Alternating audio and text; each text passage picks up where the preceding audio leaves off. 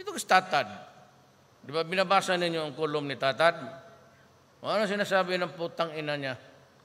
Sabi niya, naoperahan daw ako sa kidney, tapos ganon. Tapos may cancer daw ako.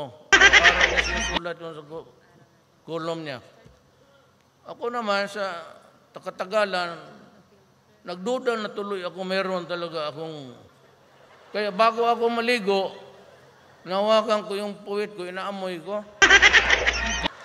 Amoy, igit mo lang ito. Malaman mo mga cancer kasi,